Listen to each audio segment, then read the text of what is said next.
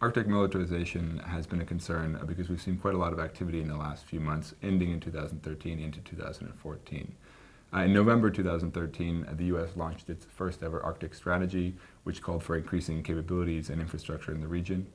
Shortly thereafter, in December, Canada staked a claim effectively to what is the North Pole, and certainly made clear its intent to develop its capabilities in the region as well. Not to be outdone, we've seen Russia launch a new particular sort of push in that region, in particular to stand up and accelerate its Arctic group of forces, which it was intending to field in 2020 and is now looking to field in 2014. So it's quite an aggressive timeline for them as well. So I think we're seeing two major reasons underpinning this increased Arctic militarization. Number one is the increased maritime activity that we're seeing as the Arctic ice caps melt. We've seen increased maritime traffic through the region. In particular, in 2013, we saw for the first time a single vessel use both the Northwest Passage route and the route along the Russian coast in a single season, which is sort of a forbearance of things to come. Additionally, we've also seen a continued push to understand and really map out the Arctic resources that are underpinning the ice. So we're talking about oil and gas fields in particular.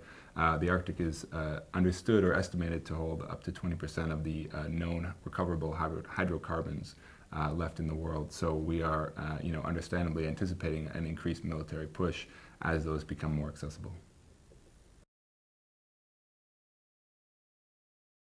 In terms of militarization, I think we're looking at all of the players in the region really pushing forward with their capabilities. But in particular, I think it's important to highlight the first three, Russia, Canada, and the US, as the most active players in recent years, and indeed in recent months. Moscow is turning the Arctic into a strategic area both to pursue natural resources and to reassert its national sovereignty on a grander scale. In particular, currently it fields one Arctic-capable infantry brigade, and is soon to stand up a second one under the Arctic Group of Forces umbrella. Additionally, in 2013, Russia began active anti-submarine warfare patrols in the region, and we're expecting to see this tempo increase in 2014 and beyond. Additionally, and I think lastly important to note, is that Russia is standing up search and rescue capabilities in the region, which is a sort of hallmark of its intent to assert more sovereign control over the areas near to its coast. We saw a search and rescue facility stood up in the Barents Sea most recently in August 2013, and additional facilities are known to be planned for 2014 and beyond as well. So overall, a significant increase in patrols and as well in actual facilities to back those up. So in Canadian terms, what we're looking at is the ambition to be able to project more power into the region and also to sustain operations. Canada has quite a broad and diverse Arctic territory to deal with. So they're really looking for a more sustainable way to create a presence up there. At present, a Joint Task Force North is Canada's only permanent presence in the region, but the Army in particular is looking to field a 500-strong new unit with Arctic specialist skills. And the Army is additionally going to back that up with a reserve unit of 4 particular Arctic company groups. Those would be response groups, so they won't actually be permanently stationed in the Arctic, but they will have the ability and the training to deal with those kinds of severe conditions.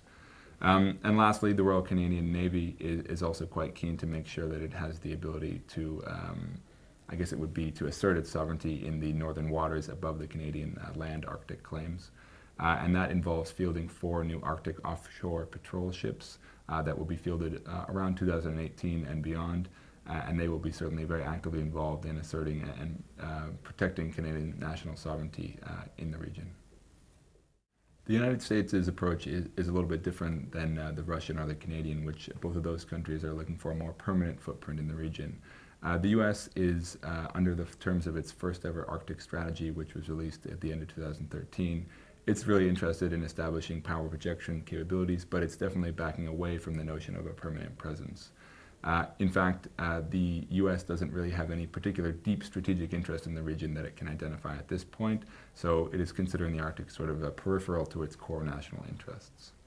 As a result, what this means is that the U.S. is not fielding any particular, or it doesn't really have any long-term plans to field niche assets capable of Arctic operations. So this would be something like what the Canadians or the Russians are fielding. Instead, it's maintaining quite a diverse array of platforms that are capable of Arctic operations, but not specifically designed for those environments. For instance, there is a significant presence of both Army and Air Force assets in the Alaskan area. And certainly it has very good access to a major air base in Greenland as well. So both of those facilities will allow it to scale up its presence if required, but indeed it's not going to put anyone into the high north on a permanent basis.